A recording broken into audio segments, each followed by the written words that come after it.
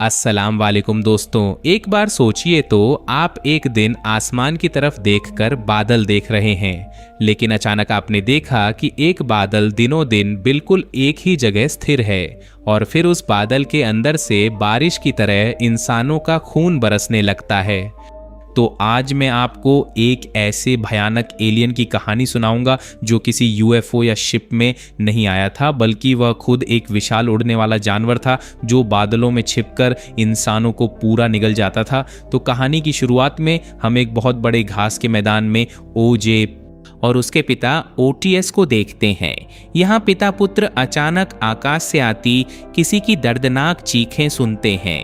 ओजे ऊपर देखते हैं, लेकिन वहां सिर्फ बादल थे। फिर भी आकाश में इंसानों की चीखें और एक अजीब गड़गड़ाहट बार बार गूंजती रहती है और अगले ही पल आसमान से बुलेट की गति से चीजें गिरने लगती हैं। ओजे डर के मारे अपनी जगह जम जाता है और कुछ देर बाद जब मौत सी वह अजीब बारिश थमती है, तब ओजे मुड़कर देखता है और उसके सिर पर आसमान टूट पड़ता है, क्योंकि घोड़े पर बैठा उसका पिता ओटीएस अचानक बेहोश होकर जमीन पर गिर पड़ा है।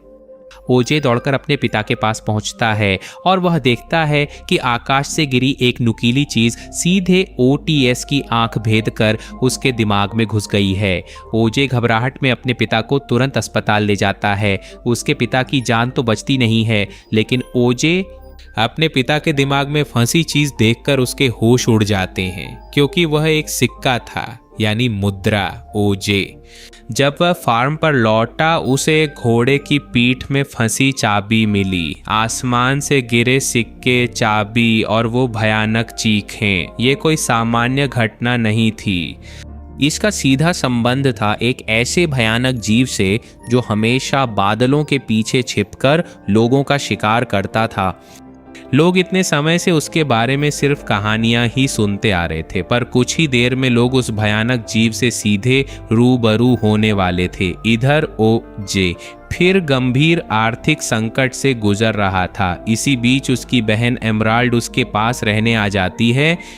दोनों के पास घोड़ों का फार्म तो था, लेकिन उनके पिता जैसा अनुभव नहीं था। घर चलाने के लिए दोनों भाई बहन मिलकर घोड़े बेचने लगे और ओजे के फार्म के पास जुपिटर क्लेम नाम का एक एम्यूजमेंट पार्क भी था, जिसका मालिक जूड बिना किसी मोल भाव के ओजे के सभी घोड़े खरीदने के लिए हमेशा तैयार रहता था।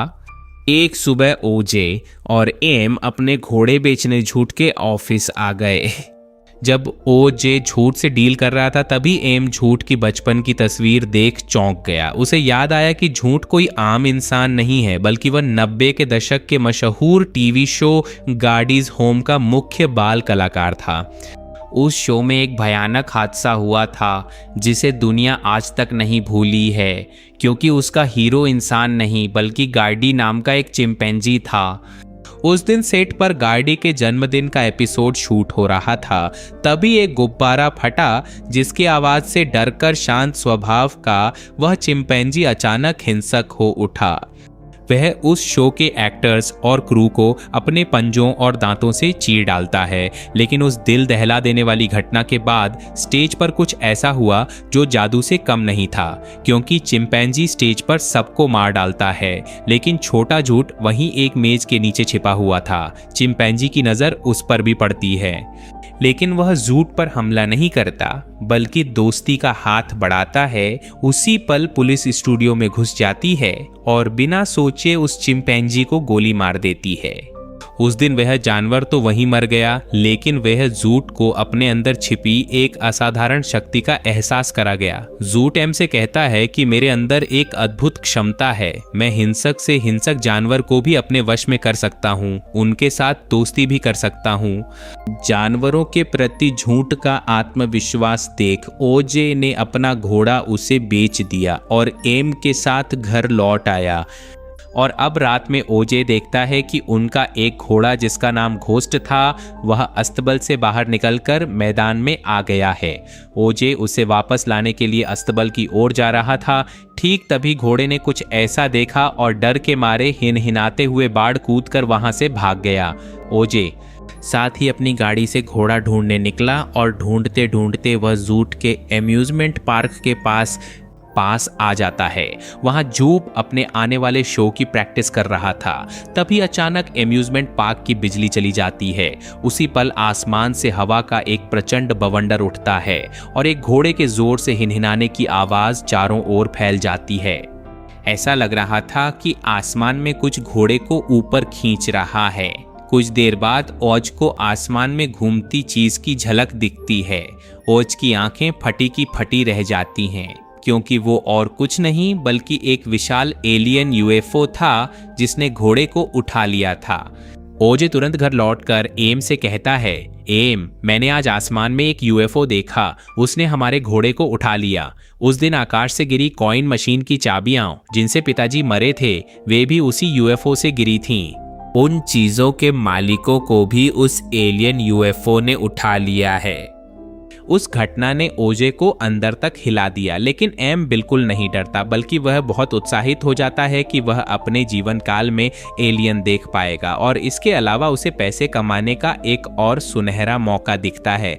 एम ओजे से कहता है, ओजे, मैं एक वेबसाइट के बारे में जानता हूँ। वे असली एलियन यूएफओ की तस्वीरों के बदले हमें बहुत पैसे दे सकते हैं। आज तक यूएफओ की ज्यादातर तस्वीरें नकली हैं और जो असली लगती हैं वे बिल्कुल धुंधली होती हैं, लेकिन अब हमारे पास एक शानदार मौका है। हमारे सामने एक असली एलियन यूएफओ है। अगर हम किसी तरह उसकी तस्वीर ले पाएं तो सिर्फ पैसे ही नहीं मिलेंगे बल्कि हम पूरी दुनिया में मशहूर हो जाएंगे। ओज को अब पैसों की बहुत ज़रूरत थी, इसलिए वह अपनी बहन की बात मान गया और दोनों ने मिलकर एक हाईटेक सर्विलांस सिस्टम खरीदा जिसमें डिजिटल कैमरा और मोशन सेंसर लगे थे। उन कैमरों को लगाने एंजल नाम का टेक्नीशियन उनके फार्म पर आता है। ओजे एंजल से कहता है कि कैमरों का फोकस सीधे आसमान में कर दो। यह सुनकर एंजल को काफी अजीब लगता है। वह ओजे और एम से पूछती है, आसमान में कैमरा लगाकर क्या रिकॉर्ड कर रहे हो? लेकिन दोनों भाई बहन उसे कुछ नहीं बताते। खैर, एंजल के काम खत्म कर यहाँ से जाने के बाद वे दोनों आसमान मॉनिटर करने लगते हैं। चूंकि एलियन यूएफओ घोड़ों को उठा ले जा रहे थे, इसलिए उन्होंने चारा के तौर पर मैदान के बीच में प्लास्टिक का एक बड़ा घोड़ा रख दिया जिस पर रंग बिरंगे झंडों की माला बंधी थी। उनका प्लान था कि एलियन यूएफओ उस गुड़िया को असली घोड़ा समझकर उठाने आएगा तो उसकी तस्वीर कैमरे में कैद हो जाएगी। इसीलिए दोनों भाई बहन अधीरता से एलियन के आने का इंतजार करने लगे और ऐसे ही रात हो जाती है। तभी ओजे देखता है कि उनका भागा हुआ घोड़ा घोस्ट वापस आ गया है। ओजे उसे अस्ता कहकर ले जाने लगता है, लेकिन घोस्ट एक झटके में ओजे के हाथ से छूटकर फिर दौड़ पड़ता है। ओजे इस बार जमीन पर गिर जाता है। वह कपड़े झाड़कर उठ ही रहा था कि तभी आसपास की बिजली चली जाती है। ओजे के पीछे धूल का बवंडर उठा और देखते ही देखते वह बवंडर प्लास्टिक के घोड़े को आसमान में खींच ले गया। ओजे कुछ समझ नहीं पा रहा था। उसे लगा जैसे यूएफओ गायब हो गया हो। ठीक तभी एम डरकर घर से बाहर आता है। वह ओजे को चिल्लाकर कहता है, ओजे, यहाँ से भागो, यूएफओ उसी बादल में छिपा है। उसी पल बादलों से एक भयानक गर्जना सुनाई दी, जैसे कोई भयानक जानवर गुस्से में फुफकार रहा हो। ओजे अपनी पूरी गति से दौड़कर एक शेड में छिप जाता है और वह छिपकर देखता है कि एलियन यूएफओ ठीक उसके ऊपर मंडरा रहा है। इसी बीच घोस्ट अपनी जान बचाने के लिए मैदान में पागलों की तरह इधर उधर दौड़ रहा था। उसे खुद ही खतरे को भांप लिया था। ओजे उसे शेड में लाने के लिए आगे बढ़ रहा था, लेकिन तभी एलियन यूएफओ ने उसे तिनके सा एक झटके में ऊपर खींच लिया। घोड़े को लेकर एलियन यूएफओ वहां से चला जाता है और घर लौटकर ओजे और एम कैमरे की फुटेज चेक करने लगते हैं। और अब वे बिल्कुल चौंक गए, क्योंकि शिप के पास वाले कैमरे उसके संपर्क में आते ही बंद हो गए थे और दूर जो कैमरा चालू था उसके लेंस के ऊपर एक बड़ा कीड़ा बैठा था, जिस वजह से वह कैमरा यूएफओ को कैप्चर नहीं कर पाया। ओजे और एम बहुत निराश हो जाते हैं। उस रात उन्होंने न सिर्फ अपना एक प्यारा घोड़ा खोया, बल्कि एलियन शिप का फुटेज न मिलने और पैसे कमाने का मौका भी गंवा दिया। तो अगली सुबह टेक्नीशियन एंजेल उनसे मिलने आता है। वह हैरान और चिंतित दिख रहा था। दरअसल एंजेल पिछली रात से छिपकर उनके कैमरे मॉनिटर कर रहा था। उसकी किसी से शत्रुता नहीं थी, वह सिर्फ पेट भरने के लिए मनुष्यों और पशुओं को खा जाता था। जब कोई हैरान होकर उस एलियन को देखता तो उसे लगता कि उसे चुनौती दी जा रही है, इसलिए एलियन गुस्से में उन लोगों को खा जाता था। ओजे ने डर कर अपनी आंखें नीचे कर ली थीं, इसलिए एलियन ने उस पर हमला नहीं किया। ओजे, एम और एंजल को भी यह बात समझाते हैं। ओजे और एम कुछ दिन एंजल के अपार्टमेंट में रहते हैं और इसी दौरान उन्हें पता चलता है कि शहर में किसी को नहीं पता था कि पृथ्वी पर कितना भयानक खतरा मंडरा रहा है। तभी न्यूज़ में एक रिपोर्ट फैलने लगती है कि जूप और उसका शो देखने आए 40 लोग अचानक गायब हो गए हैं। ओजेड जानता था कि इस खबर के बाद रिपोर्टर उस इलाके में जाने लगेंगे और आज नहीं तो कल पूरी दुनिया उस एलियन को जान जाएगी। अगर ऐसा हुआ तो ओजेड पैसे कमाने का मौका खो देगा और पैसों के लिए उसे अपना घोड़ा और फार्म सब बेचना पड़ेगा। ओजे तय करता है कि चाहे कुछ भी हो, सबसे पहले एलियन की तस्वीर लेगा। वह किसी तरह एमआर एंजेल को भी मना लेता है और वे सब हिम्मत जुटाकर फिर अपने फार्म पर लौटते हैं। उन्होंने देखा कि उनके फार्म पर एक नया मेहमान उनका इंतजार कर रहा था और वह था एंटलर्स होल्स्ट, एक मशहूर सिनेमैटोग्राफर जिसके दिमाग में हमेशा असंभव जगहों और अद्भुत दृश्यों की तस्वीरें खींचने का जुनून सवार था। होल्स को जब खबर मिली कि जूप और उसके 40 दर्शक इस इलाके से रहस्यमय तरीके से गायब हो गए हैं, तब से उसकी इस जगह में बहुत दिलचस्पी हो गई थी। ओजे और एम को एक अनुभवी कैमरामैन की तलाश थी, इसलिए उन्होंने होल्स को अपनी टीम में ले लिया और वे उसे एलियन के बारे में सब बताते हैं। फिर उनकी योजना शुरू होती है। एम को बहुत डर था कि पिछली रात की घटना से एलियन बहुत गुस्सा हो गया है और अब वह उन्हें देखते ही निगल जाएगा। लेकिन ओज की सोच बिल्कुल अलग थी। ओज एम को समझाता है कि वह एलियन हमारा दुश्मन नहीं है, वह यहाँ जूप की वजह से फंसा हुआ था। जूप हर हफ्ते उस एलियन को एक घोड़ा खिलाता था। उसने सोचा था कि एक दिन वह एलियन को अपने वश में कर उसे पालतू बना पाएगा, लेकिन यह उसकी सबसे बड़ी बेवकूफ़ी थी, क्योंकि किसी शिकारी जानवर को कभी पालतू नहीं बनाया जा सकता। इंसान सिर्फ उनके नियम समझकर उनके साथ तालमेल बिठा सकते थे। जैसे इस एलियन का नियम है, जब तक कोई उसकी आंखों में नहीं देखता वह हमला नहीं करता। यह सुनकर एम का साहस बहुत बढ़ जाता है। फिर ओजे और बाकी मिलकर एक प्लान बनाते हैं। प्लान बिल्कुल साफ था। ओजे खुद उस एलियन का चारा बनने को तैयार था। असल में ओजे को एलियन को अपने पीछे लाना होगा और फिर होल्स से उस एलियन की तस्वीर खिंचवानी होगी। होल्स को पता था कि एलियन अपने आसपास की सारी इलेक्ट्रोमैग्नेटिक ऊर्जा सोख लेता है, इसलिए बिजली और बैटरी से चलने वाले सभी उपकरण बंद हो जाते हैं। इसी वजह से होल्स अपने साथ एक मैकेनिकल कैमरा लाया था। जिस कैमरे का हैंडल घुमाने से वीडियो रिकॉर्ड होता था, उसमें बिजली या बैटरी की ज़रूरत नहीं थी। तो अब सब तैयार थे। अब उन्हें अपना प्लान लागू करना था। होल्स और एंजल कैमरा लिए मैदान में छिप गए। उन्होंने मैदान में जगह जगह बिजली से चलने वाले एयर डांसर गुब्बारे लगाए थे। इन्हें इसलिए रखा गया था ताकि जब इलेक्ट्रिक फैन से उड़ने वाले गुब्बारे रुकें तो सब समझ जाएं कि एलियन उनके पास आ गया है। एम कमरे के अंदर से सीसीटीवी कैमरे से चारों ओर नज़र रख रहा था। उसने इशारा किया और ओजे अपने घोड़े पर बैठकर एलियन को लालच दिखाने निकल पड़ा। उसने घोड़े की आंखों पर पतला कपड़ा बांधा ताकि वह एलियन को देख ना पाए और एलियन उन पर हमला न करे। ओजे खुले मैदान में चक्कर लगा रहा था ताकि एलियन उसे देखे और उसका शिकार करने आए, पर एलियन इस बार आया नहीं। लेकिन उनकी तैयारी देख एक रिपोर्टर अपनी ई बाइक पर वहां आ पहुंचा।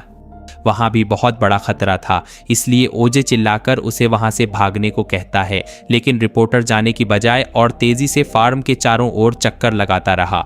तभी अचानक एक झटके में उसकी बाइक बंद हो जाती है और संतुलन बिगड़ने से वह बाइक से उछलकर बहुत दूर जा गिरता है। वह रिपोर्टर बुरी तरह घायल हो जाता है और ओजे जल्दी उसे मदद करने चला आता है। वह उसे उठाने ही वाला था, लेकिन तभी वहां हवा का एक बड़ा बवंडर शुरू हो गया। इसका मतलब वह एलियन आ गया था। अब वहां खड़े रहना बड़ी बेवकूफ़ी थी, इसीलिए ओजे ने नज़र नीचे की और जल्दी घोड़े पर चढ़कर वहां से भागने लगा। और अब एलियन ने बाइक वाले को निगल लिया।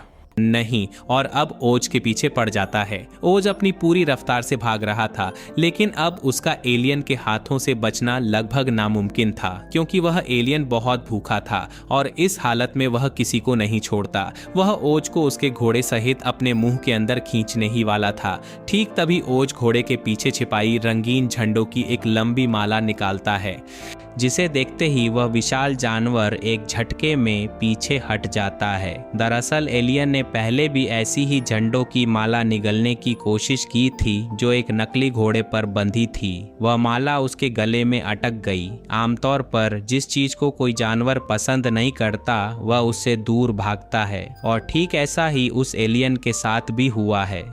उसने रंगीन झंडों को खतरा समझा, इसीलिए वह उन्हें देखकर दूर भाग गया। ओजे मौत के मुंह से बाल बाल बचकर एक शेड में छिप गया। होल्स ओजे और एलियन की यह लड़ाई रिकॉर्ड कर लेता है। उनका मिशन सफल हो जाता है। सब खुशी से झूम उठते हैं, लेकिन तभी होल्स एक बड़ी बेवकूफ़ी कर बैठता है। एलियन को देखकर उस पर एक अजीब पागलपन सवार हो जाता है। एलियन को दूर से रिकॉर्ड करके उसका मन नहीं भरा। वह बिल्कुल पास से एलियन को रिकॉर्ड करना चाहता है। अपनी सनक में वह कैमरा लेकर खुले मैदान में आ जाता है और यह बेवकूफ़ी सब कुछ पर पानी फेर देती है। एलियन उसे कैमरे सहित पूरा निगल जाता है और इतनी मेहनत से रिकॉर्ड किए गए एलियन के सारे वीडियो फुटेज होल्स के साथ ही नष्ट हो जाते हैं। ओज और होल्स के इन कामों से एलियन बहुत गुस्सा हो जाता है और गुस्से में वह ओज का पूरा घर तबाह कर देता है। उस समय एम घर के अंदर ही था। वह चीखते हुए बाहर आता है।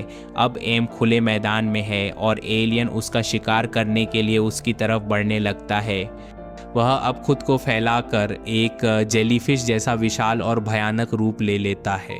यह देखकर साफ दिख रहा था कि अब एलियन का गुस्सा ओजे, एम और एंजेल को निगलने के बाद ही शांत होगा।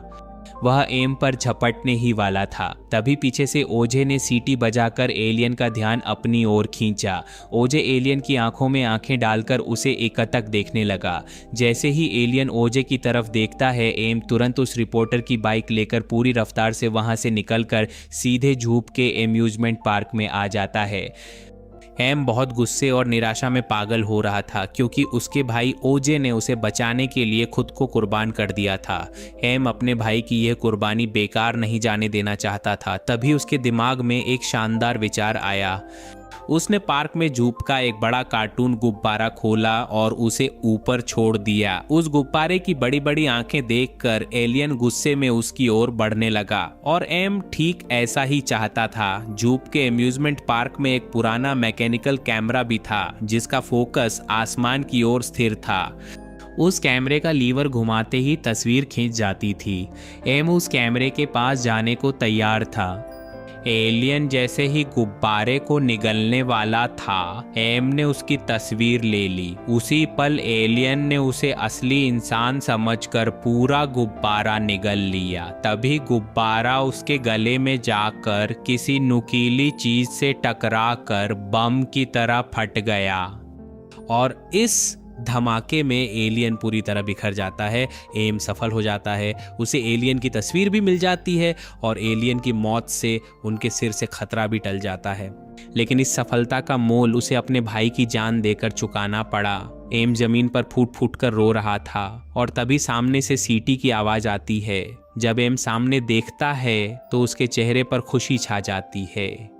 सामने ओजे अपने घोड़े के साथ एकदम सुरक्षित खड़ा था। उसे जिंदा देखकर एम बहुत खुशी से चिल्ला उठा। इस घटना के साथ ही कहानी यहीं खत्म हो जाती है। कहानी एकदम सरल थी। एक सीधा साधा एलियन पृथ्वी पर आया था खाने के लिए, और एक छोटे से धमाके में वो मर गया। तो खैर, कहानी में कोई चमत्कार नहीं था। तो यहाँ एक सवाल आ सकता है कि इन सब के बीच जूप को जानवरों को कंट्रोल करने की शक्ति कैसे मिली? यानी चिंपैंजी गॉडी ने सबको मार डाला, फिर भी सिर्फ जूप को क्यों छोड़ दिया था? असल में वह जूप की कोई जादुई शक्ति या चमत्कार नहीं था, बल्कि हुआ यूं कि गुब्बारा फटने की आवाज से वह चिंपैंजी बिल्कुल बेकाबू हो गया था। ठीक उसी तरह वहां एक और गुब्बारा फटा, जिसकी आवाज से चिंपैंजी फिर से होश में आ गया। उसे एहसास हुआ कि अनजाने में उसने कितनी बड़ी तबाही मचाई है।